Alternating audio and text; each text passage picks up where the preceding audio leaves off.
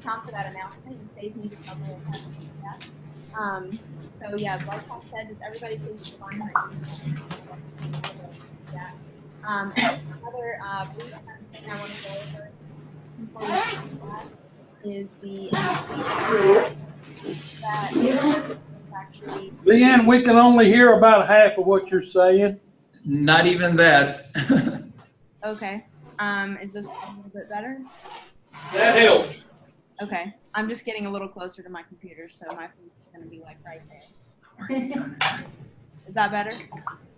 Can you hug it? I can get really close. Is that helping? That's a little better than it was.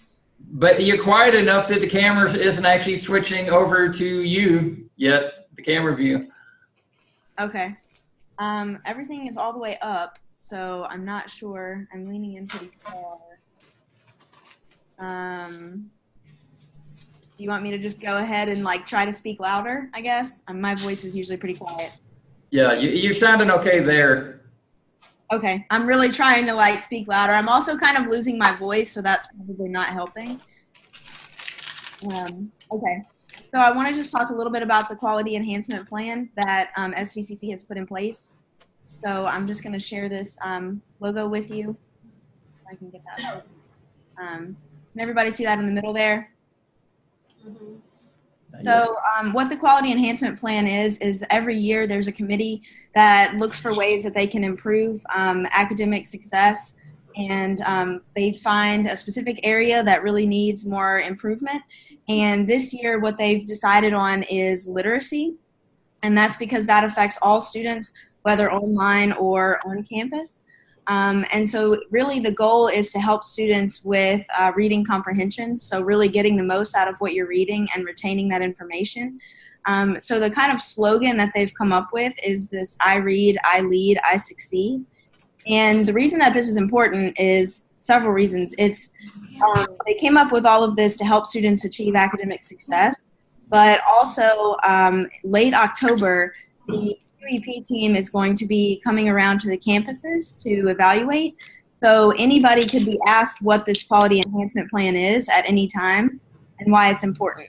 So it's really important that everybody is aware that this is the enhancement plan for this year. That the slogan is, I read, I lead, I succeed. And it was chosen because literacy reaches everyone, and it's a big, important issue.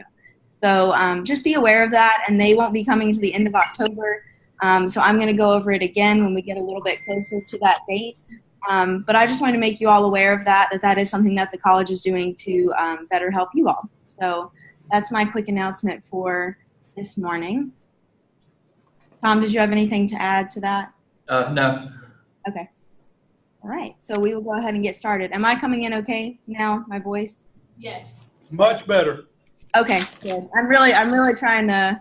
My throat's been a little scratchy this morning, so I'm really trying to get my voice up. Please check. She has really pretty teeth.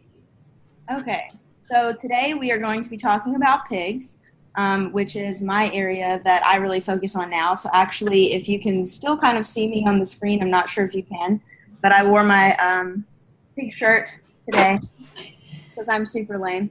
So anyway, we're going to be talking about pigs today.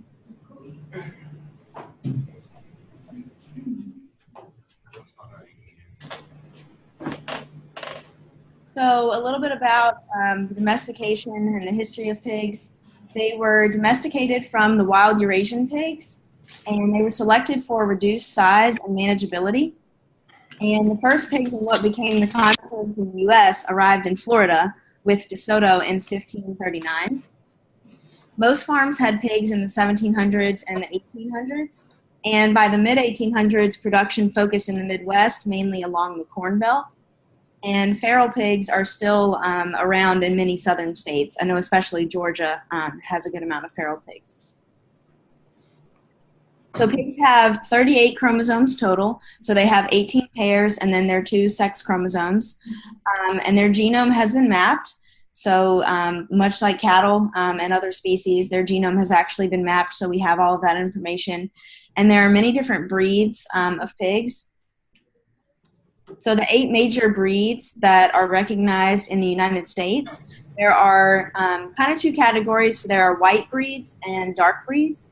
So the white breeds are obviously lighter in color, and you'll see some pictures of those in a second. So those include Chester Whites, Landrace, Yorkshire, and then your dark breeds include Berkshire, Duroc, Hampshire, Poland, China, and Spot. So I'm just going to go talk about a few of those. I'm not going to go through all of those breeds, but kind of a few more of the ones that are important in the U.S. So this slide is about the Yorkshire. So as you can see, they're a white breed. They're very light in color. So they are an important maternal pig. So they're really important on the maternal line for kind of maternal traits. And one way to kind of distinguish them from other pigs is that they're white in color with erect ears. So you'll see in a second we have another breed that the ears do not stand up like that. So that's a good way to tell them apart. They're known for their muscling, and they have a high proportion of lean meat and low back fat. So if you want to get more carcass yield, that would be a good breed for you to use. And then, like I said, they have superior maternal and reproductive traits. So that means that they would have a larger litter size, probably good milk production, things like that, those maternal characteristics. And they're also known for their soundness and durability as well. So like I just mentioned, the ears. So this is the Landrace breed. And you can tell that they're also white in color, but they have really droopy ears compared to Yorkshire, which has the ears that stand up. So that's a good tell of which breed that you're looking at based on their ears. They are also an important maternal line, and they have superior maternal and reproductive traits. So they're heavy milkers. They produce a lot of milk, and they will farrow large pigs. So that's always really important for producers because you want a good amount of pigs, and you also want larger pigs to start off with. So this breed is the Duroc, and that's obviously one of the dark breeds. And it's the most popular terminal sire breed in the U.S. So what terminal sire means is that the Durocs would be kind of bred to form a crossbred pig, and then that crossbred pig would go straight to market. So it's line kind of, the way I think of it, its line kind of ends with that pig, and so it's terminal because its progeny are going to market, offspring are going to market. So Duroc are pretty easy to recognize. They are red in color, and they're known for superior growth, efficiency, and durability. And they also are known for their excellent meat quality. And then on the maternal side, if you do have some Durocs in the maternal side of things, they can add prolificacy and longevity in female lines. So you would be able to maybe keep your sows around longer. And things like that. The hamster is also one that's pretty easy to pick out. It is also a terminal sire breed, and it's really popular in the Corn Belt, which is the Midwest of the United States, because that's where the majority of the corn is produced. They are black in color with a white band or belt around their shoulder. And like the Duroc, they're known for muscling and then also for leanness and high carcass quality. So they have minimal back fat and a large loin eye area. And loin eye area just refers to basically kind of the size of their pork chop almost. Like it's the loin cut from the pig. The loin eye area basically measures how big that is. So they would have a large one.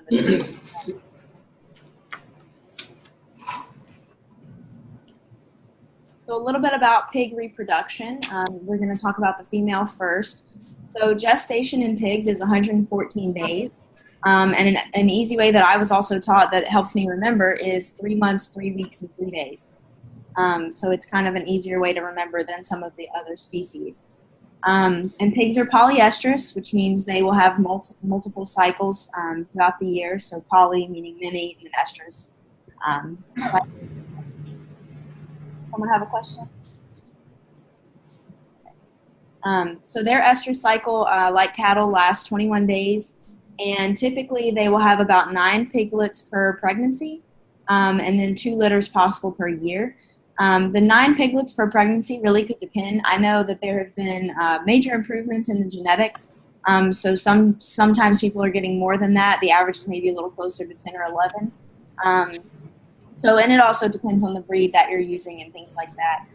But typically 2 litters are possible per year, depending on how early you wean pigs and that sort of thing.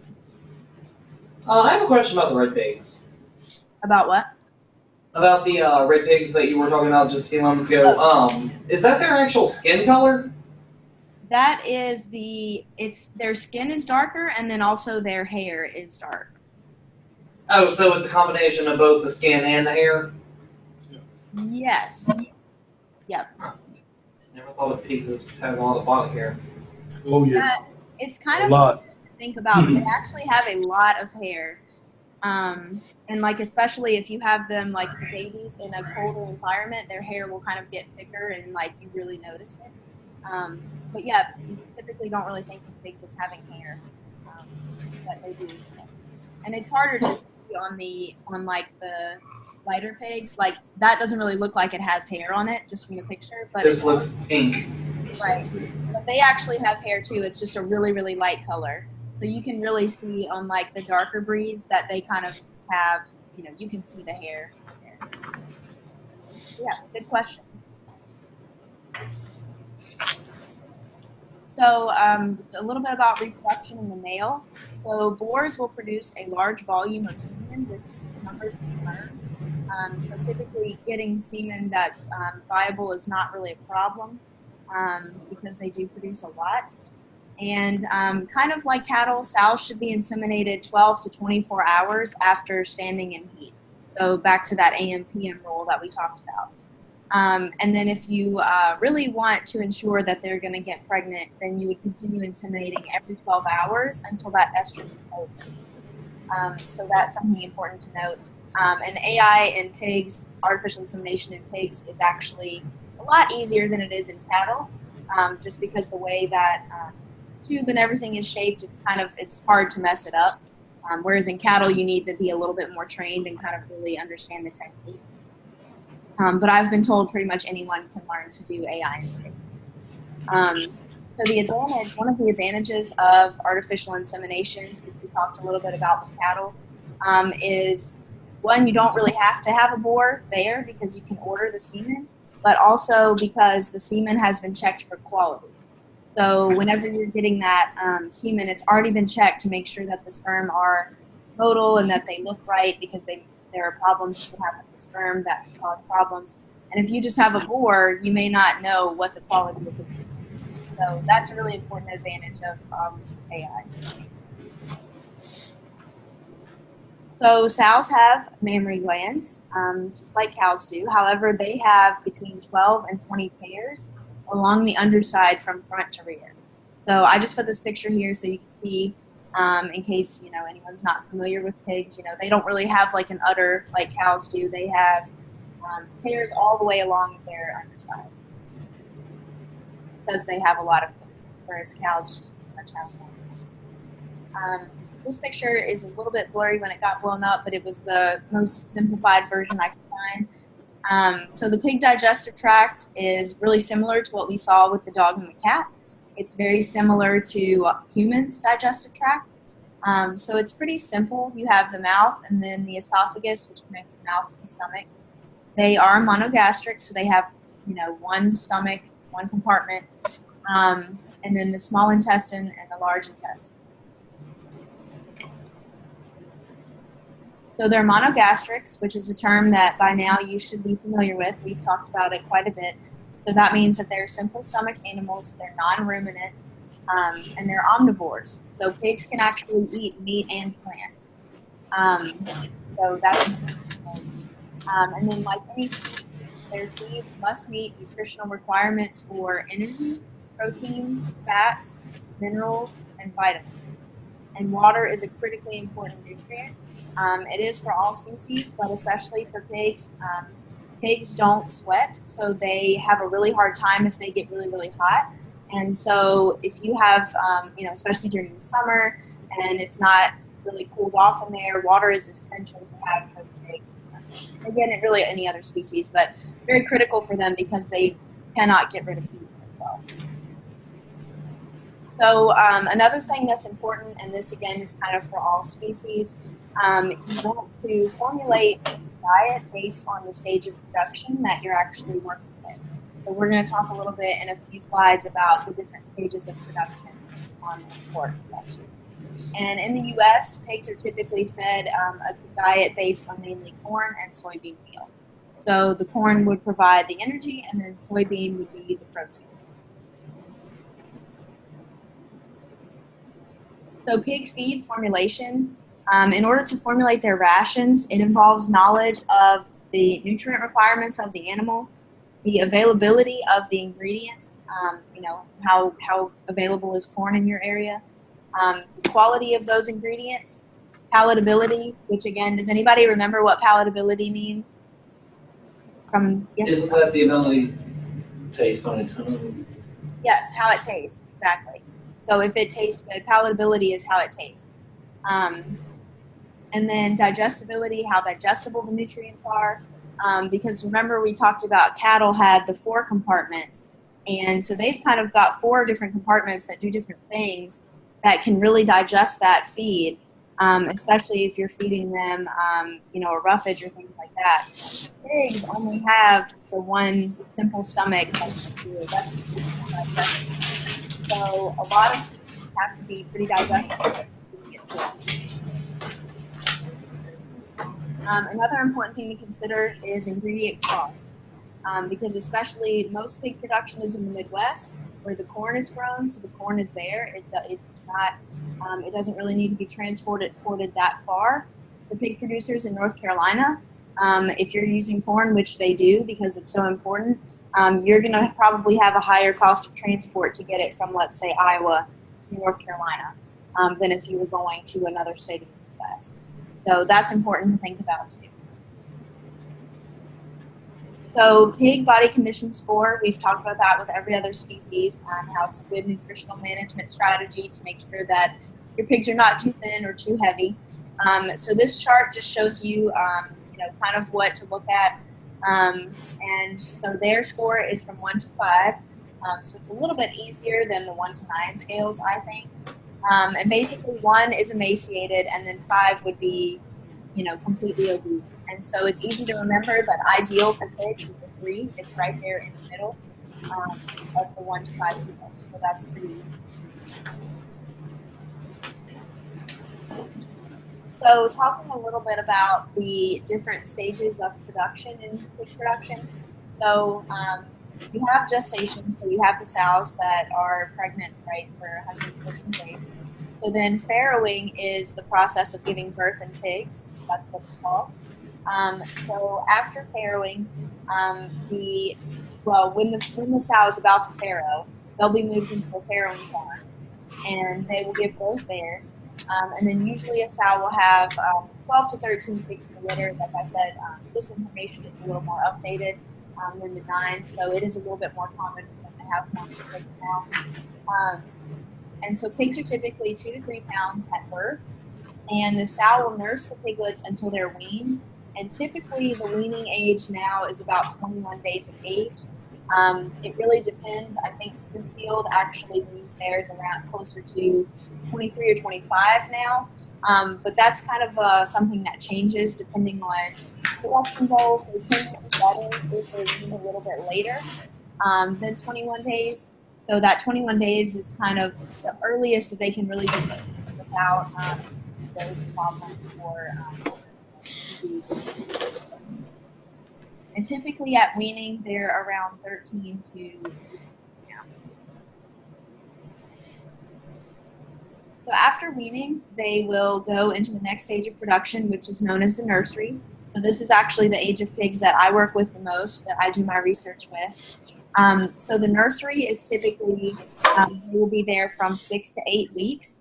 So they'll be moved to a nursery facility or to a weaned finished barn, and they will be housed with piglets from other litters.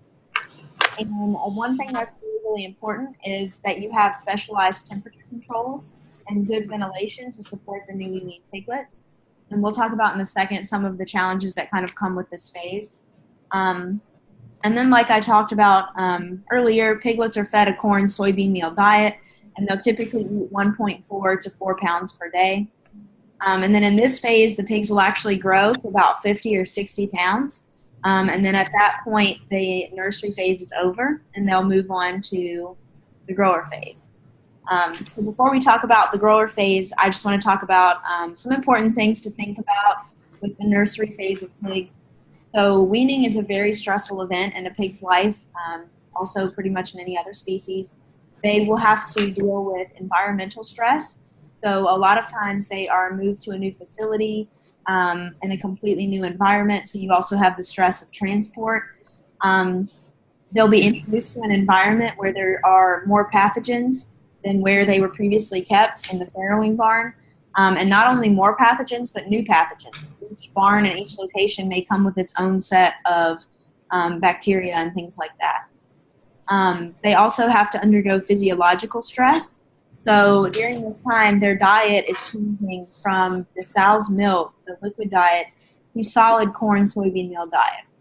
So that's kind of a hard transition for their digestive system to make. And so often we will have low feed intake and diarrhea. So there can actually be a high incidence of disease and death in nursery pigs for these reasons. And then another stress is social stress. They're being removed from the sow, so they're being taken away from mom, typically in the same day that they're then being put on a truck and transported to a new facility. And then they're also being exposed to new piglets. So pigs actually are very smart, and they recognize their litter mates. And when they're taken to a new farm and they're introduced to new pigs, they know which ones were in their litter and which ones were not. So they have to kind of deal with that stress of dealing with the new pigs in their environment and kind of establishing, kind of a hierarchy in a way. And I've actually seen in research trials where we've had the pigs split up, and piglets can jump pretty high. And we've actually come in before, and they had actually sorted themselves out back to their litters because they remember who was in their litter. So it's actually just kind of pretty interesting. They're really, really smart. So then after the nursery phase, you have growing and finishing. So that will typically last 115 to 121 days, so about 16 to 17 weeks. So the piglets will be moved from the nursery to a finishing barn to accommodate their continued growth. However, if the pigs are in a wean to finish barn, they would stay there. So I'll talk a little bit later about the different systems, and kind of that'll make a little bit more sense in a few slides. So in the grow finish phase, pigs will consume about 6 to 10 pounds of feed daily. So they start really eating a lot. Their diet typically consists of corn and soybean meal, as well as vitamins and minerals to ensure proper health and growth of the pigs. And I actually work in nutrition, and there are all sorts of things that are being looked at in nutrition as far as the formulation of their diet to really improve their growth as much as we can. So as the pigs grow, they're monitored daily to ensure that they're healthy. Because if you have a pig that starts to show symptoms of a disease, you want to go ahead and isolate that pig as fast as you can. At about 6 months of age, the pigs will weigh about 280 pounds, and then they're ready for market. So I will be honest, I actually had never really seen a market hog or a sow until I went to college, and I was shocked at how big they are. So I don't know if anyone is like shocked by that picture or that they actually get to be that big, but they do. Can't see the picture, Leah. Oh, you can't see on the slide? Maybe now. We see one that's got multiple, looks like 8 or 10 in it. Yes. Yeah. Okay. And then there's another like cartoon looking figure that's on the slide. Yeah, 200 pounds, 200 something. Yeah. Yeah. So it might be a little hard to tell from that picture actually how big they are, but they get very, very big. So a little bit about the United States pork industry. So it continues to experience rapid change and growth to meet worldwide consumer demands for what's become the world's most popular meat product. So pork is extremely important in a lot of countries. In America, it's important as well, but chicken is kind of a little bit more popular in America. However, in Asian countries, pork is a huge part of their diet. So we actually export quite a bit to Asian countries, which I'll mention in a second. So American pork producer is the key to continued growth in the U.S. pork industry. So the work has to become more efficient through more modern production practices, state-of-the-art innovations, and then scientific advancements in technology.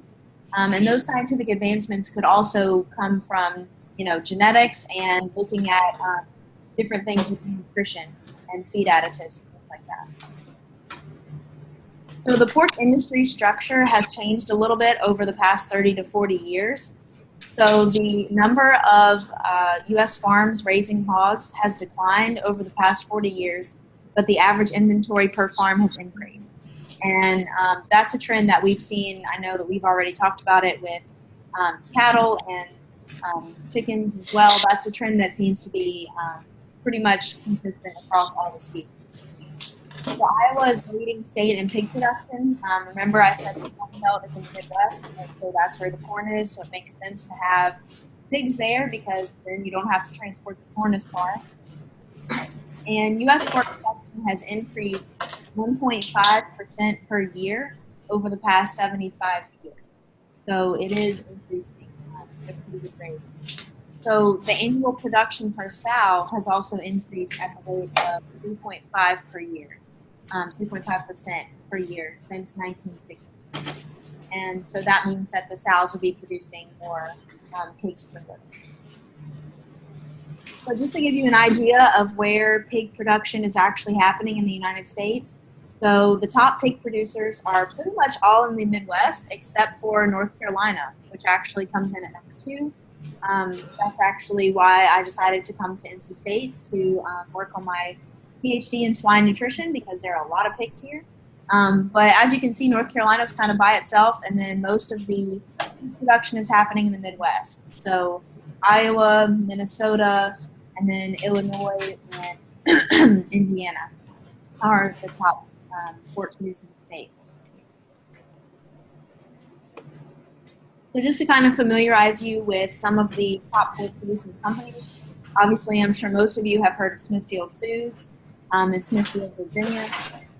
Triumph Foods is in Missouri, and Seaboard Foods in Kansas, Iowa Select Farms in Iowa, and then Prestige Farms in Clinton, North Carolina. So those are just some of the top producers for you to just kind of, just for your information, just so you know.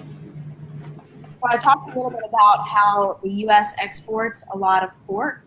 So the ability to expand exports has been one of the U.S. pork industry's greatest success stories. So from 1990 to 2006, there were increases in annual pork exports. And the U.S. pork industry remains globally competitive. So we export a lot of pork. Actually, Smithfield is owned by China now, and I believe they said that about 80% of the pork that they produce is exported straight to China. So exporting pork is a really, really big market for the U.S. So now we're going to talk a little bit about some production facilities and how that works. So in the U.S., most facilities for pork production are in total confinement to their very intensive production systems, and that is the majority of pigs in the U.S. So some advantages are that you have constant controlled environment. When you have them in total confinement, you can really control what's going on in that building. And you can maximize the use of the large capital investment. So it will take maybe a good amount of money to get started, but you can really maximize the use of that by having this total confinement system. You can have the use of specialized labor and improved marketing opportunity. So this is just, can y'all see these pictures? Yeah. Okay. Yeah. So this is just to kind of show you, if you've never seen a pig barn, this is kind of pretty standard for what it would look like. So they're really, really long buildings. Typically you would have like 2 rows on each side with an aisle kind of going down the middle. And then these would be more feed bins out here. So once that diet is made at a mill and it's a complete feed, it will come here. And be stored in these bins. So you would have regular deliveries coming to the barn to make sure that these stay pretty full. And then that's what that would look like. And you may have, one, you may have, here's another one over here. And depending on the size of your farm, you may have a couple in the same location. Typically, pig barns tend to be a little bit spread out just because of biosecurity. Any kind of disease that pops up in pigs can transfer from one barn to the next very quickly if you're not being careful. So you do want a little bit in those barns. And a lot of times you will have shower in and shower out procedures. I've been on a couple interviews where I actually had to go into their pig farm and I had to shower when going into the farm, and then I had to shower on my way out. And then you turn around and you go to another building and you have to do it again. So you're quite clean by the end of the day. But it's really, really important because if you've been around any other pigs or anything, you don't want to bring any pathogens into that barn, because if one pig gets it, they're probably all going to get it, and that can be very, very devastating. And it, Is it? Yeah. Is it just a basic decontamination spray? Or shower. It's a shower. It's a full shower. That seems time consuming. What's Yeah. the turnaround? What's the turnaround on the pigs? Like, how quickly do you get them in and out of a barn? Yeah. So it kind of depends on the way you're doing it. I know some people will kind of clear a barn at once, and then other people, you might have pigs that are getting heavier and ready for market, so they may go to each pen and pick out the 3 heaviest, and those pigs will go to market. But if you're sending all of them, I would say at least a week. Some depending on like how fast you can do it and what chemicals you're using to kind of clean and disinfect. I would say at least probably a week downtime. That's typically what we do with our research farm. So that gives us time to power wash everything, disinfect everything, and kind of leave it before the next group comes in. In the industry, I think that time frame is probably less than a week, just because they are more efficient at kind of getting the barns cleaned out and turned around very quickly because they want to keep production moving. So theirs may be as fast as a few days. But obviously, the longer you kind of have the barn to disinfect and everything, the better. But for production goals, you really kind of have to get that barn turned around pretty quickly. So just making sure that you have really good sanitation practices and things like that in place so that when you do get a group off to market, you can get that barn cleaned and ready for the next group as soon as possible. Any other questions on this slide?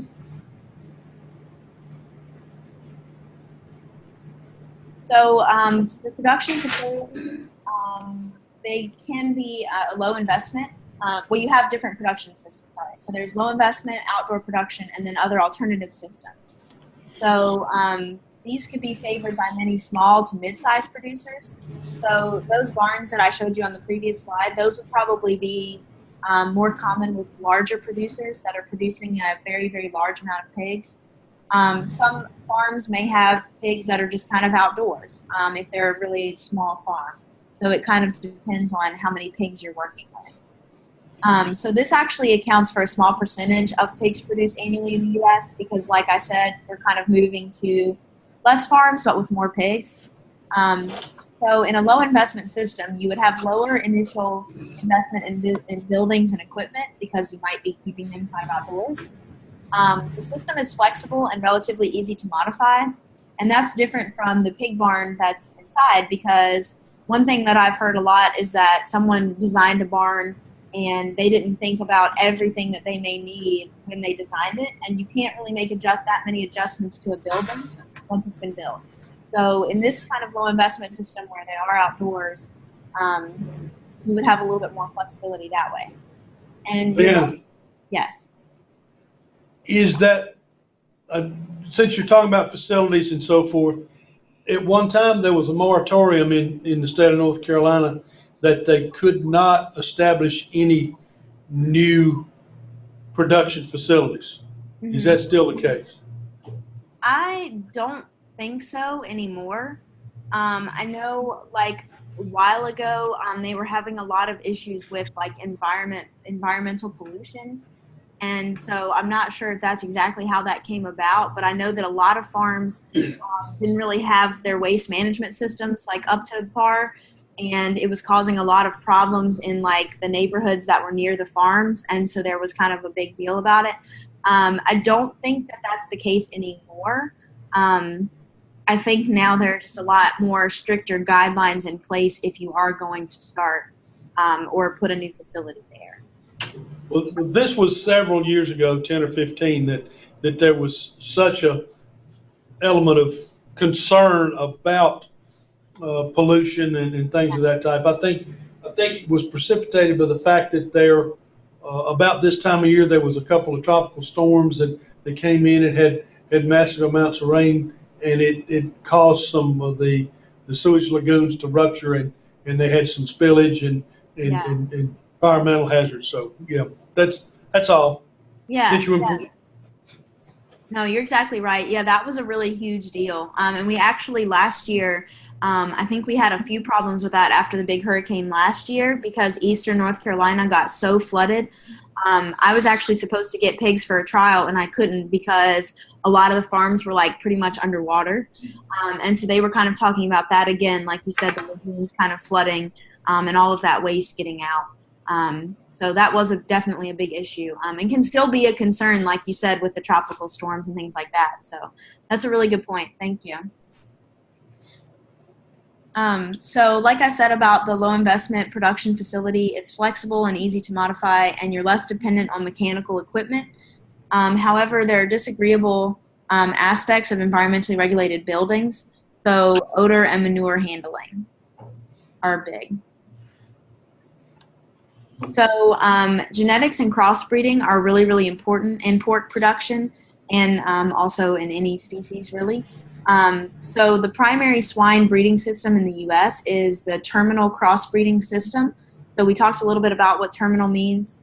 So basically that just means that the offspring and the pigs that are coming from that crossbreeding are going directly to market. They're not going to stay around in the system to have more offspring. So the terminal sire lines that are really selected for growth efficiency, muscle content, and meat quality traits. And then those lines will be mated to specialized maternal lines that are primarily selected for reproductive performance. So like that milk production and litter size and things like that we talked about.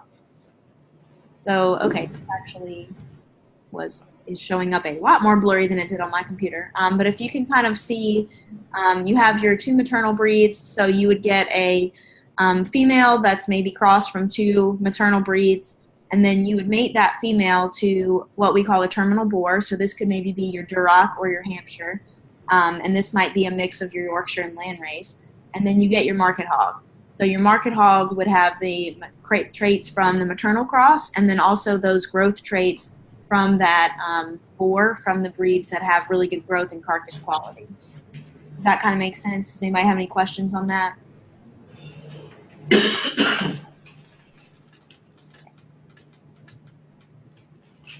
So the U.S. swine seed stock industry, you have breeding stock companies and you have independent seed stock producers.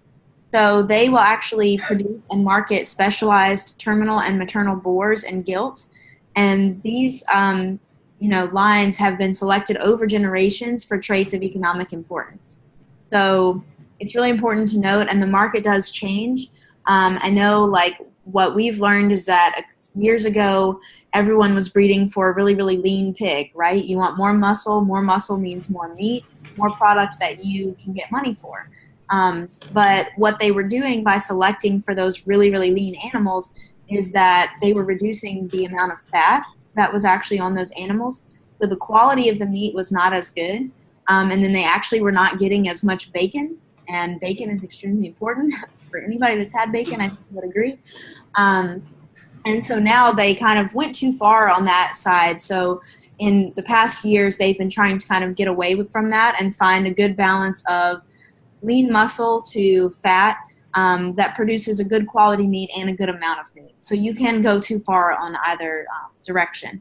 So that's why these breeding stock companies will select for traits of economic importance, and those traits may change depending on the market. So that's just an important thing to note. So like John already kind of brought up the lagoons. So we're going to talk a little bit about animal waste and nutrient management programs. So the management of manure produced by swine operations is extremely critical in the swine industry. The swine industry can kind of tend to get, a little bit of a bad reputation sometimes because, pig barns smell when you get close to them. And like John said, there have been a lot of incidents where lots of environmental issues have come up with pollution and things like that. And larger facilities means that you have more manure that's concentrated in one place that you have to deal with.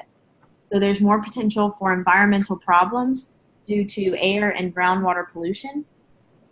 However, manure can be an asset for crop production because it returns valuable nutrients to the soil and reduces the need for commercial fertilizer.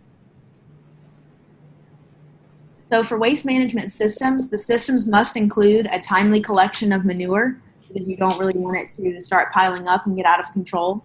Adequate waste treatment and storage.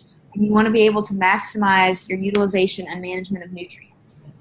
So an example would be that corn has a lot of phosphorus in it that is actually bound and in a form that's actually unavailable to the pig.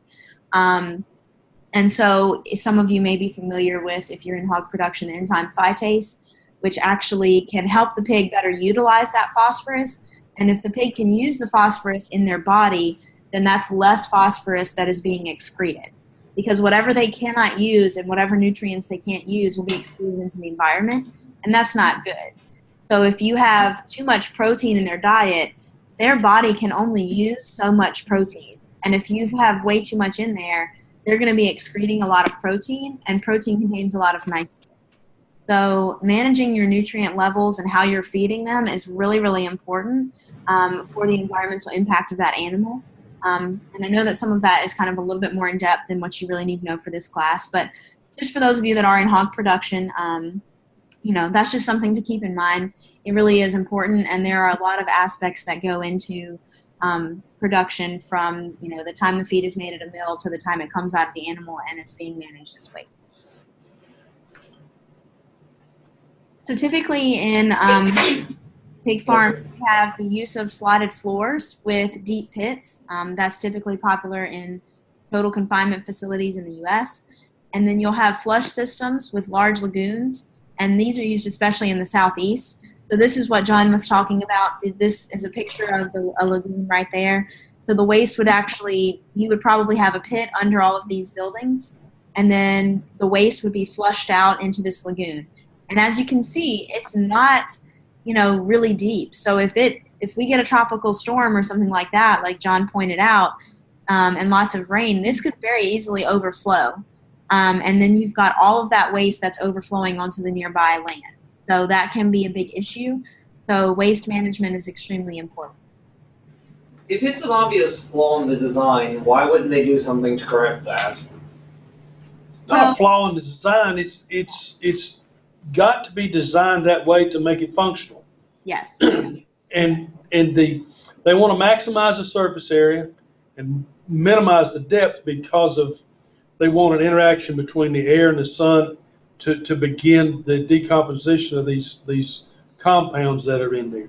And then they'll go in on a periodic basis, usually in the spring and fall, and pump a large majority of that stuff out. And they apply it. The Dwayne Farthing that was here before Leanna came spent a summer, maybe a summer or two, working for a hog operation down near Wilmington, North Carolina. And Dwayne would call, and I'd get talking to him, and he'd be on a honey wagon, as he put it, dispersing the sediment out of one of these lagoons. And I'd ask him if the hair in his nose was curling because of that, and he'd laugh, and he said no, he was in an enclosed cab and all the aroma was behind him.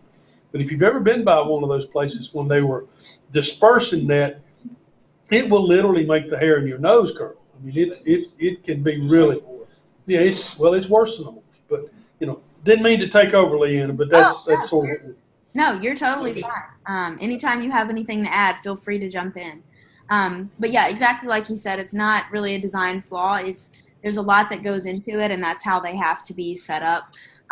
But so you just have to be aware of issues that could happen and things like that. So thank you, John. Could they store it in tanks? No, because they want the air, the sunlight and so forth. I mean, you can still let air in. I know, but that you put in a tank that the sunlight can't get to it. That's part of the beginning of the I mean, I understand, that's talking about just simple storage till Yeah. they put it out. And they try to empty those things before we get into the seasons in the spring and the fall when we get the larger volumes of rain that are doing it. Yeah, I understand it, because that's like that one that happened down here next to Eden, and that place down there that had their things to that. It's a good system as long as we deal with average weather. But as you know, the way we get an average is a product of extremes. So, Yeah. okay. Yep. Any other questions about this? All right. So I'm just going to talk a little bit about contract production, which some of you may be familiar with. If not, we'll talk about it a little bit now. So contract production is basically specified by relationships between growers, which would be your swine producers, and owners, so your contractors or your integrators. So, for example, if you have a hog farm, you may be a contract grower for Smithfield or something like that. So Smithfield would be the owner, and then you're actually the one that is growing the pigs. So contractors provide certain inputs, so feeder pigs, feed, transportation, vet care, and then growers will provide the facilities. So the facilities, the utilities, and then the labor.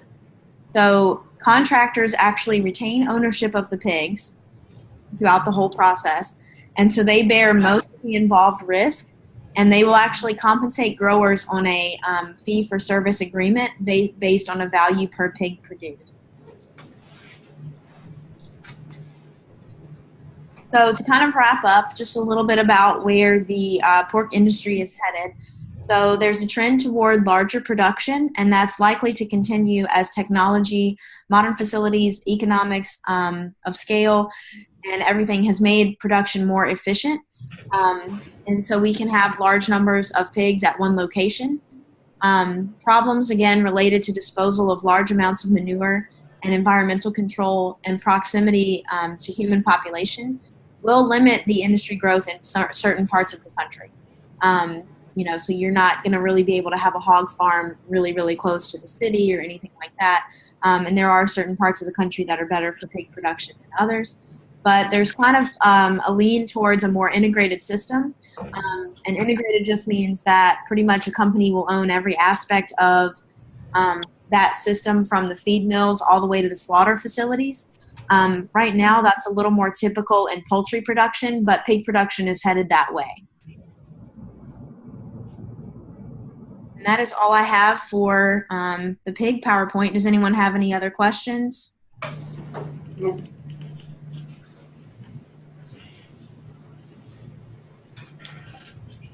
All good? No one has any questions about anything?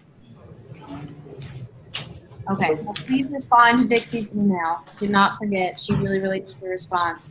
And I'm actually hoping to join for the state on the 29th, so I will get to meet some of you, hopefully in person. Oh, cool. Yay. All right, well, if no one has any questions, y'all have a good day. You too. Okay. Have you graded all of your tests, Leanne? I'm almost done. Not yet. I'm hoping to have them all graded and posted by Saturday or Sunday. Okay. Leanna, how do you want me to handle the grades from the